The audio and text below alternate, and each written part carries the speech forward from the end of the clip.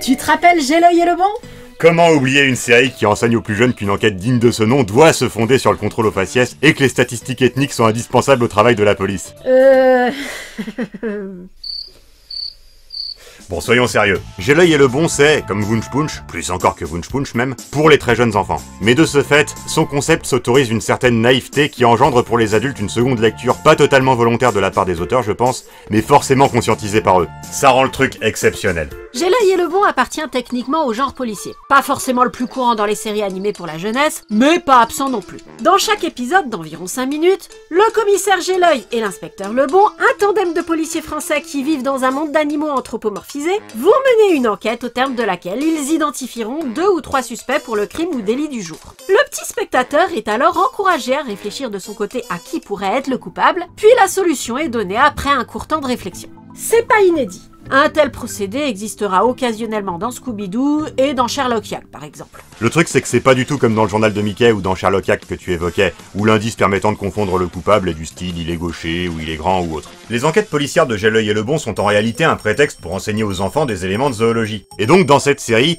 on identifie le coupable uniquement et exclusivement à une caractéristique éthologique, physiologique, voire morphologique propre à son espèce. On sait que c'est tel éléphant et pas tel autre parce qu'il a de moins grandes oreilles et que le témoin a dit que le coupable venait de Madras. On sait que c'est le guépard qui a agressé la gazelle et pas les 2 autres fauves car lui seul est capable de faire les pointes à 100 km/h nécessaires pour commettre l'infraction, etc. Sur le papier, ce n'est pas en soi une mauvaise idée. L'élément de suspense permet au spectateur de retenir ce qu'il a appris, et la série a eu suffisamment d'imagination pour ne pas s'en tenir à des éléments trop basiques, ce qui fait que parfois on apprend des choses vraiment très pointues sur la vie des animaux. Sur le plan pédagogique, on peut quand même adresser 2 reproches à cette démarche. D'abord, elle se focalise sur des détails. C'est bien pour répondre à des questions de triviale poursuite ou briller en société si d'aventure on a l'occasion de caser à un dîner que les blaireaux ont toujours un terrier très propre contrairement aux renards, mais ce n'est pas de nature à prodiguer un enseignement de base complet. On va dire que ça sert principalement à éveiller la curiosité. D'autre part, il y a un problème de dosage que la série n'a pas su résoudre. Dans la saison 1, pour identifier le coupable, le spectateur doit connaître d'avance l'élément clé de zoologie qui permet de le confondre. Je m'explique en reprenant l'exemple du guépard. Les dialogues sont parfaitement clairs sur le fait que l'indice important est que le coupable peut courir assez vite pour rattraper une gazelle à la course. Ça, on n'a pas besoin de le deviner. Par contre, elle ne fait aucune insinuation d'aucune sorte sur qui du lion, de la panthère ou du guépard est capable de ça. Le spectateur le sait ou ne le sait pas. Point. Ils ont dû se rendre compte que c'était insatisfaisant pour investir le petit spectateur dans l'enquête, donc dans la saison 2, ils ont changé de méthode. Cette fois, la solution est montrée dans le récit. Le coupable fait à l'écran ce qui permet de l'identifier d'après témoignage de la victime ou autre. Mais du coup, ça devient beaucoup trop simple. Outre quelques cas où un juste milieu a été trouvé, la solution est vraiment donnée. La saison 2 est globalement plus enfantine. On y reviendra. Toujours est-il que, malgré une méthode imparfaite, on apprend des trucs sympas. Mais donc voilà. C'est des solutions qui se fondent exclusivement sur le fait qu'on peut identifier le coupable sur base des caractéristiques de son espèce. Songez que ces personnages sont les humains de leur univers. Car ils le sont. Tout animaux qui soient restés, leur civilisation est quasi totalement la même que la nôtre. Pas comme dans Zootopie. Essayez de transposer ça IRL. Vous avez compris. Ce qu'on retient du visionnage de la série quand on la regarde adulte, c'est ça. Le fait que derrière sa simplicité, la série est en réalité très excentrique car elle ne prend aucune précaution avec son concept, considérant probablement que les enfants ne tiqueront pas. L'impact de cette désinvolture est général et omniprésent dans la série. Nous l'avons dit, de par la nature même des enquêtes, les animaux anthropomorphisés qui peuplent cet univers sont quand même des animaux de leur espèce. Et quand on dit que leur civilisation est quasi totalement la même que la nôtre, tout est dans le quasi. Certains animaux ont entre eux un rapport de prédateur à proie, et si dans certains cas, comme celui du guépard qui a agressé une gazelle, le but du criminel est typiquement humain, style voler de l'argent ou se venger, dans d'autres cas, le crime consiste bel et bien en ce qu'une personne essaie d'en bouffer une autre. C'est pas le pire. Dans ce monde, les vaches et les moutons s'élèvent eux-mêmes pour leur lait ou leur laine. Les oies sont dressés à surveiller un parc. Certains animaux utilisent comme monture des chevaux qui parlent comme des gens. Oh le nain, on va pas courir pendant des plombes. Il y a à la fois un degré supérieur à la moyenne de réflexion sur les implications d'avoir un monde d'animaux et une profonde irréflexion sur l'aspect invraisemblable voire dérangeant de la chose. Ça entretient ce sentiment étrange qu'on a vis-à-vis du fait que les solutions des énigmes sont ni plus ni moins que du délit de sale gueule. Mais par exemple, avant qu'on voit de vrais chevaux dans l'intrigue, on voit un cheval artificiel et je me suis demandé si l'implication c'est qu'autrefois ce rôle était rempli par des esclaves, vu que clairement tous les animaux au moins terrestres sont les humains de cet univers et vice versa. C'est toujours pas le pire. De manière exceptionnelle pour les univers d'animaux anthropomorphisés, même les invertébrés sont des humains, et ceux qu'ils soient géants ou non, et parfois, les poissons aussi. L'humanité des poissons pose deux problèmes. Un logistique, qui est traité dans la série, donc auquel les auteurs ont pensé quand ils ont jugé ça nécessaire, et balayé d'un revers de main quand ils ont jugé que ça l'était pas. À propos, inspecteur, je vais y aller, moi, hein. Je ne peux pas rester longtemps hors de l'eau. Et un problème de cohérence. Dans ce monde, tantôt on pêche les poissons pour les manger, tantôt ce sont des humains, et les agresser constitue une infraction. C'est encore pas le pire. Vu que certaines solutions d'énigmes se basent dessus, on apprend que dans ce monde, les gens deviennent bel et bien adultes en quelques années. Ces lions aux allures de cadra bien insérés dans la vie active ont respectivement 6 et 9 ans. Même remarque, ça c'est vraiment selon ce qui arrange le scénario. Il est peu probable que le bon, qui est une souris, ait une longévité de 2-3 ans, et j'ai l'œil fait dans un épisode ses 30 ans de carrière dans la police, ce qui est impossible pour un chien. Et ça, c'est encore et toujours pas le pire. Quand on essaye de transposer un aspect très inhumain de la vie des animaux dans un contexte d'humain, soit on le fait exprès, ça donne Beastars et c'est volontairement dérangeant, soit on le fait un peu sans y penser, et ça donne J'ai l'œil et le bon, où il est sous-entendu que les lézards vendent leur queue au restaurant, et où des femmes essayent d'arnaquer l'assurance en prétendant que leurs œufs ont été détruits, et c'est encore plus dérangeant. Non mais oui, vraiment. Dans un épisode, le coupable est arrêté immédiatement. Son crime, il s'est fait une omelette avec des œufs d'origine indéterminée. 3 femmes éplorées déboulent au commissariat en prétendant chacune que ce sont les leurs. L'une d'elles dit la vérité, les 2 autres veulent simplement toucher l'argent de l'assurance pour leurs œufs. Oui. Le plus terrible, c'est que je vois très bien l'équipe de scénaristes dire « Bon, on va baser l'énigme du jour sur le nombre d'œufs par couvée de différentes espèces d'oiseaux. Pondez-moi un scénario, si je puis me permettre l'expression. J'ai bien une idée avec un prédateur voleur d'œufs, mais faut justifier scénaristiquement que des femelles oiseaux revendiquent la parenté d'œufs qui ne sont pas les leurs. Oh bah justifier ça avec une histoire d'arnaque à l'assurance, ça rendra la situation crédible. » Résultat, on est sérieusement en train de parler ouvertement dans un dessin animé pour très jeunes du cynisme de 2 mères qui ont fait assurer leurs enfants et veulent arnaquer l'assurance, tandis qu'une autre vient de perdre les siens parce qu'un type les a bouffés. Et non, on n'essaie pas de passer sous silence ce que sont des œufs pour un oiseau. On voit les femmes promener leurs œufs dans une poussette. C'est très spécial. Spécial, c'est rien de le dire. Il y aura un peu moins de trucs de ce genre dans la saison 2, je dirais. Comme vous pouvez le voir avec cet exemple, malgré leur animalisation, les infractions commises sont généralement très humaines et réalistes. Cambriolage, agression, arnaque, extorsion. Pour rester sur les mêmes exemples, c'est une différence avec Sherlock Yak où les crimes sont considérés comme des potacheries entre pensionnaires d'un zoo et sanctionnés comme tels. Mais du coup, ce côté les coupables se comportent comme des criminels de la vraie vie, combiné au fait qu'ils se font gauler grâce à des caractéristiques propres à leur espèce, donne à l'ensemble une connotation un peu bizarre pour dire le moins. T'as dit qu'elle était conscientisée par les auteurs. T'es vraiment sûr de ça? Ce dont je suis sûr, c'est que les auteurs n'étaient pas totalement insensibles aux problématiques contemporaines de la série, au passage elle date de 1999, que les événements montrés à l'écran peuvent évoquer aux spectateurs. Une ressemblance, mais c'est pas suffisant. Tous les rhinocéros se ressemblent, c'est connu. Je dirais même que les dialoguistes n'ont pas opté pour une approche angéliste et insouciante sous prétexte d'écrire pour les très jeunes. Vous voulez dire que si je vous énerve, vous pourriez nous renvoyer dans notre pays natal, en Afrique? Et pas que sur le sujet du racisme d'ailleurs. Roger le poisson-chat, déjà condamné il y a 5 ans pour trafic de sucreries. Ils ont même fait de leur mieux pour ne pas mettre en scène un monde aseptisé. Les jeunes parlent avec l'accent des banlieues dans cette série. Ton scout, il marche plus, cousin. Bah ça se voit pas, môme. Mais elle est à quoi, ta meule? C'est le carbu, la bougie ou les soupapes? Ah, les accents, c'est tout un truc dans J'ai l'œil et le bon. Il y en a vraiment de toutes sortes. Parfois parce que les héros voyagent, on y reviendra, mais parfois un peu sans raison. Je viens de signaler la disparition de Stéphanie Gazelle. Une gazelle, quoi. C'est sûrement pour qu'on ne remarque pas que c'est toujours les mêmes voix qui reviennent. D'ailleurs, on répète depuis le début de la vidéo que la série est conçue pour les très jeunes, mais certains éléments en font parfois douter. Outre qu'il y a occasionnellement du vocabulaire un peu riche et des dialogues au passé simple, il y a de l'humour qui a une grande part d'implicite, et des références qui sont pas spécialement pour les enfants. Dans un épisode, la victime est un agneau. Il a cette voix-là. Oh, c'est épouvantable, j'ai été dévalisé.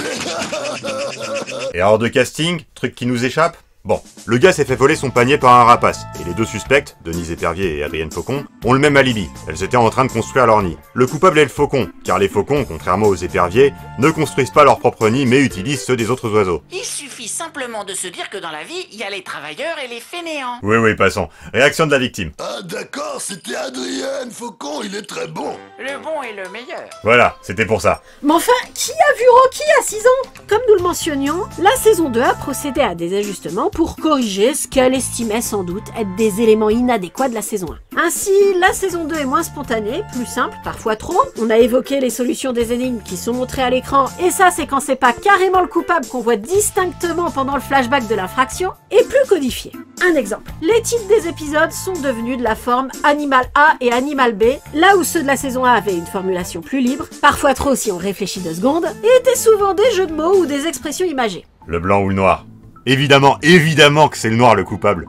Oui, tout compte fait, c'est plutôt une bonne chose qu'ils aient changé le format des titres. Les nouveaux sont fades, et parfois mal orthographiés par-dessus le marché. Et puis c'était vraiment pas indispensable. De nombreux titres de la saison 1 évoquaient déjà l'animal impliqué sans se sentir obligé d'être aussi scolaire. Attends, mais qu'est-ce qu'une gazelle fait en France? De quoi? Elle est plus française que toi! Bon, là ça se passe effectivement en France, mais de toute façon la question ne se pose pas.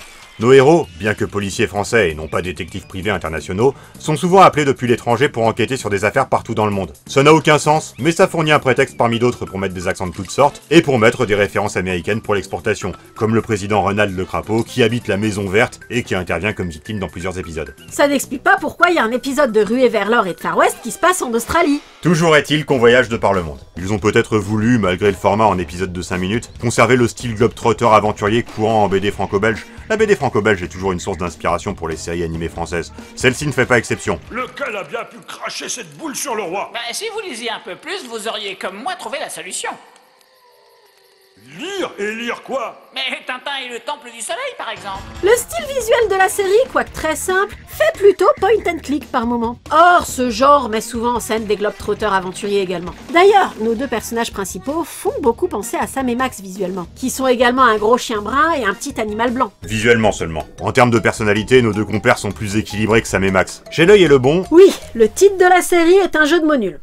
On passera, si vous voulez bien, sur le fait que l'expression « j'ai l'œil et le bon » n'existe pas, que c'est la contraction de 2 expressions distinctes, avoir l'œil pour tel ou tel truc et ouvrir l'œil et le bon, et on se contentera de constater ça. Le titre de la série est un jeu de mots nul. Son côté consternant est même commenté dans un épisode. J'ai l'œil et le bon. N'importe quoi. Pourtant, la saison 1 en est très fière. Lors du temps de réflexion laissé aux spectateurs pour déterminer l'identité du coupable, un serpent en forme de point d'interrogation casse un œuf, un bébé toujours différent en sort, oui, quitte l'écran pour réfléchir et revient en proclamant « Moi j'ai trouvé, j'ai l'œil et le bon », avec une voix qui est rarement celle d'un bébé d'ailleurs. Ah, moi j'ai trouvé, j'ai l'œil et le bon. Ce gimmick disparaît dans la saison 2. Étrange, sachant qu'on ne renonce pas au fait de demander aux spectateurs de réfléchir à l'identité du coupable. Ils ont peut-être trouvé que cette histoire de serpent et d'œuf était un peu trop bizarre. Mais bref, nos 2 personnages principaux, J'ai l'œil et le bon. Le commissaire J'ai l'œil et l'inspecteur le bon. Vous avez compris que la série n'avait pas de grandes ambitions narratives. Ces épisodes courts ayant pour unique but d'introduire un fait zoologique, il n'y a pas de gros efforts pour nous intéresser aux personnages. Mais leurs caractéristiques servent pour des gags, donc on peut quand même dégager des grandes lignes. Le commissaire J'ai l'œil a pas mal roulé sa bosse dans la police, 30 ans si on en croit un épisode, donc c'est un enquêteur chevronné. C'est le plus souvent lui qui trouve la solution. Mais il est assez lymphatique, plutôt enrobé, pas très physique, donc il délègue les basses besognes à son équipier, l'inspecteur le bon, souvent abusivement, mais surtout avec une indifférence naïve envers le fait que le bon est une souris minuscule. Pas forcément le meilleur choix pour être premier de cordée dans une ascension ou pour pousser la voiture. Par contre, c'est effectivement le meilleur choix pour servir d'appât pour attirer des serpents, en étant déshabillé et attaché à un poteau. Oui. La majeure partie de l'humour visuel de la série se fonde sur le fait que J'ai l'œil malmène plus ou moins involontairement le bon à cause de leur différence de taille. Il l'enferme dans la boîte à gants, l'envoie valser au bout de la pièce en lui donnant des tapes dans le dos, le bon en garde suffisamment de rancune pour accuser régulièrement son supérieur d'être complètement inefficace, de l'exploiter, et de récolter les lauriers alors que c'est lui, le bon, qui fait tout seul. Mais ce n'est pas complètement juste. En dépit de la désinvolture avec laquelle il traite son partenaire, J'ai l'œil a réellement les capacités déductives et le flair qu'il prétend avoir. Mais sa négligence fait qu'on a du mal à reprocher à Le Bon sa mauvaise foi vis-à-vis de ça. Les mésaventures de Le Bon, qu'elles soient causées par J'ai l'œil ou non, sont omniprésentes dans les épisodes mais ne sont que des gags. Fonctionnellement, Le Bon n'est pas du tout une victime. Étant en charge de la partie physique de l'enquête, c'est toujours lui qui trouve les indices matériels sur les lieux du crime ou au domicile des suspects, voire se charge de maîtriser ceux-ci quand il refuse d'obtempérer. C'est également lui qui trouve la solution quand c'est pas J'ai l'œil. Encore que, parfois c'est leur secrétaire, Mademoiselle Gazelle, qui donne le fin mot de l'histoire. C'est rare, mais ça arrive dans 2 ou 3 épisodes. Et du coup, Mademoiselle Gazelle. Parlons-en de Mademoiselle Gazelle. Quoi, Mademoiselle Gazelle? Les gazelles, dans cet univers, sont clairement une métaphore des jolies filles. En tout cas, Le bon est bien d'avis que Mademoiselle Gazelle est jolie, car il quitte régulièrement son poste pour aller flirter avec elle. Je sais que je dis ça à chaque fois, mais d'un point de vue purement technique. Comment ils vont faire pour... Bah, comme tu l'as fait remarquer toi-même plus tôt, c'est vraiment pas le pire qui est dans cette série. Bon, passons pour cette fois. A priori, Mademoiselle Gazelle n'est pas indifférente. En tout cas, elle a bien l'air d'apprécier le bon. Au début du moins. Au fur et à mesure que la série avance, il se révèle qu'au final, elle néglige le bon pour s'intéresser à Gelœil. Et c'est finalement Gelœil qui sort avec elle. On vous a dit que la série était française ? Pauvre le bon, il en prend décidément plein la gueule à tous les points de vue. De toute façon, ça vaut pas le coup d'analyser la série en termes de continuité. Moyennant quoi, on va le faire quand même. Les épisodes ne sont pas dans l'ordre chronologique. Le seul et unique épisode contenant un flashback d'autres épisodes montre une séquence appartenant à un épisode plus tardif dans le listing. L'enquête du jour impliquant des victimes, des témoins et des suspects toujours différents, il y a très peu de personnages récurrents à part Gelœil, le bon et Mademoiselle Gazelle. À part le président Ronald le Crapaud qu'on a évoqué, il y a un vautour reseller, quelques figurants dont on se demande si c'est réellement censé être le même personnage ou s'ils ont juste le même chara-design, et le commissaire Dundee, qui est un crocodile. The crocodile's name is Dundee! Sachant que les intrigues sont d'abord et avant tout des prétextes pour amener un élément éducatif, on ne s'étonnera pas de la quasi-absence de continuité et de personnages récurrents. Le projet de la série explique également le fait qu'il y a une grande inégalité dans la complexité des scénarios et la difficulté des énigmes. Petite remarque sur l'écriture quand même. Même dans les scénarios les plus faiblards, la série se débrouille pour qu'il y ait une petite partie investigation et action avant d'en arriver à la situation où on aura 2 ou 3 suspects et des indices pour déterminer qui est le coupable. Ce sont surtout les énigmes elles-mêmes qui sont inégales. Enfin ça c'est surtout le cas dans la saison 1, puisque les mystères ont été drastiquement simplifiés dans la saison 2 comme on a dit. Mais même dans la saison 2, on trouve des choses un peu originales de temps à autre. La saison 2 pose un autre problème. C'est que comme le coupable doit faire devant le spectateur, c'est-à-dire pendant l'enquête, quelque chose de typique de son espèce qui l'incrimine, il arrive que le coupable se fasse prendre parce qu'il a porté secours au héros, faisant à cette occasion la démonstration des compétences uniques qu'il a dû utiliser pour son crime. S'il n'avait pas été serviable, il n'aurait pas été arrêté.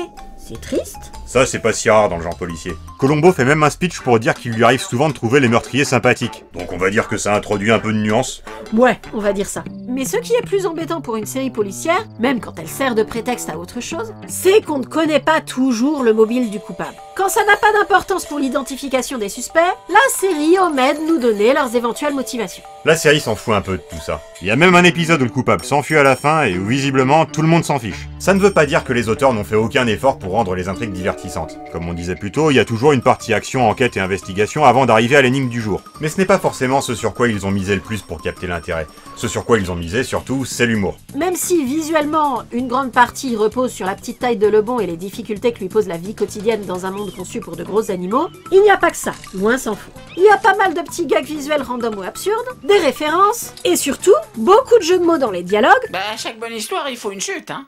Et pour une fois, c'est la vôtre, patron. Ou de blagues sur un champ lexical du jour. Patron, je commence à avoir les crocs, moi. Pas de panique, mon petit Lebon, nous allons interroger les 2 suspects. Une chose est sûre, nous avons les dents longues. C'est varié et parfois étonnamment pointu pour le public cible, comme on le disait précédemment, mais c'est pas forcément toujours très fin. Ah, mais Cacatoès, c'est pas un nom, hein. Pourquoi pas Pipitoès, hein, patron? Oui, Carlo le cacapo. Qui fait caca dans le pot. Ah oui, c'est drôle. Je peux pas faire autrement, nous autres les cacapos sommes les seuls perroquets incapables de voler. Eh ben, on n'est pas dans le caca. Ah, c'est drôle. Bac plus 8, mesdames et messieurs. Au-delà des excentricités liées à son concept, la série a de manière générale une ambiance assez décomplexée, et malgré ce qu'on a dit, c'est valable également pour la saison 2. Entre Gelœil qui boit pendant le service alors qu'il a affirmé ne pas le faire dans un épisode précédent, les témoins qui ont eu une longue vue chez eux pour regarder la voisine sous la douche, série française oblige, Quelle panoplie! ou le fait qu'on ait aucun scrupule à nous montrer des oiseaux en état d'ébriété, Éducatif jusqu'au bout, la série n'hésite pas non plus à couper l'herbe sous le pied de parents un peu facétieux en expliquant de but en blanc ce qu'est un dahu et donc une chasse au dahu. J'avais décidé de faire une chasse au dahu. C'est quoi un dahu? Et ça n'existe pas. Le dahu est un animal nocturne qui possède 2 pattes latérales plus courtes que les 2 autres, ce qui lui procure une très grande vélocité dans les versants montagneux. Elle ne néglige pas non plus les travaux manuels en mettant l'accent sur le fait qu'on peut faire beaucoup avec peu, comme quand le bon utilise un pistolet à crotte de nez qui... Ça n'arrête jamais. Bon, pour être sérieux 2 minutes. Bien que les enquêtes de J'ai l'œil et le bon soient très loin de valoir Mystery Lane dans le genre série policière pour la jeunesse impliquant des animaux et leur animalité, et malgré le fait que ce soit très clairement une série pensée pour un très jeune public, son écriture est plutôt inventive, astucieuse et amusante. En dépit de la simplicité de son concept, de ses personnages et de la structure des épisodes, son côté sans gêne est savoureux, tant sur la forme, ces dialogues qu'on peut apprécier au premier degré pour l'ingéniosité de certaines blagues, que sur le fond, avec un principe éducatif intéressant, mais qui génère un sous-texte qui, pris au second degré, interpellera le spectateur plus âgé autant qu'il le fera rire. La série est hétérogène. Toutes ces idées ne se valent pas, et sur 104 épisodes, on a occasionnellement droit à des scénarios plus bancals ou à des blagues moins fines. D'autres qu'elles, plus récentes, sont mieux maîtrisées. Mais avec sa spontanéité et ses étrangetés, les enquêtes de J'ai l'œil et le bon se démarquent, et c'est pourquoi elles méritent qu'on s'en souvienne. J'ai l'œil est un bon commissaire. Le bon, une souris pleine de flair. Ensemble, nous allons rechercher les animaux suspects. Ou un éléphant, un loup, ou un caïman, l'un est le méchant. À toi de bien tout écouter, l'indice est souvent bien caché. Suis-nous dans toutes nos enquêtes, tu verras comme c'est chouette.